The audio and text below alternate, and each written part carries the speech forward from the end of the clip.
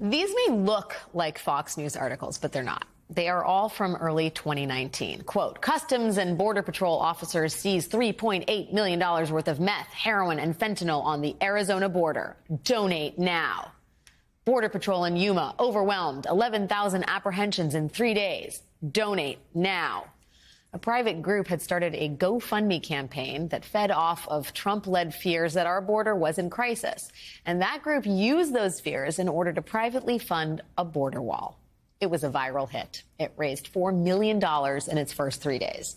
The whole thing was so successful that former Trump White House chief strategist Steve Bannon got involved.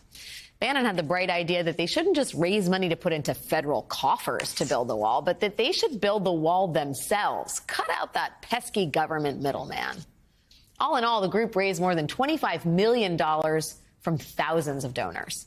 But when it came time to actually build the wall, the operation wasn't exactly a well-oiled machine. This is the first wall they built. It is in Sunland Park, New Mexico. One of the major problems with this wall is that it is just over half a mile long. So you could always just walk like 5 minutes to get around it. The second flaw is that the wall itself is comically scalable. This is a video of an 8-year-old girl climbing a replica of it in about 1 minute. If that weren't enough, it turns out that they built this wall too close to a federal monument, which meant that they were forced to build a gate in the center of the wall and keep it open all day long every day. Then there was wall number 2, the group's final wall. This one was 3 miles long and built along the Rio Grande in Mission, Texas. The contractor for the project described it as the Lamborghini of walls. I didn't even know such a thing existed. But when hydrologists and engineers inspected the wall, they discovered that it was built too close to the river, and the land it was built on was eroding into the river so quickly that the whole thing was at risk of falling down. It proved to be so embarrassing that President Donald Trump, Mr. Build the Wall, he distanced himself from the whole project, tweeting, I disagreed with doing this very small, tiny section of wall. It was only done to make me look bad, and perhaps it now doesn't even work. Yes, perhaps. And it turned out to be a wise move for President Trump to distance himself from that wall, because the very next month, Steve Bannon and the rest of the We Build the Wall fundraising crew, they were all indicted on charges of fraud.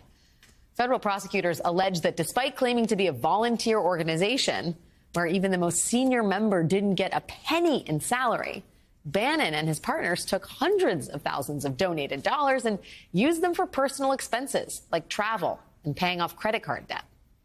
2 of the other people involved in this scheme pleaded guilty, but Bannon himself had an ace up his sleeve. In President Trump's very last hours in the White House, he pardoned Steve Bannon for his role in this scheme. And that is where this whole crazy story stood until today. The Washington Post broke news late last night that Steve Bannon is expected to surrender himself to state-level prosecutors in New York tomorrow and face a new criminal indictment. People familiar with the situation told the Washington Post that the prosecution is likely to mirror aspects of the federal case in which Bannon was pardoned. So Bannon was pardoned federally, but the Manhattan DA's office seemed to have picked up that case. And now it looks like Steve Bannon may actually face justice at the state level.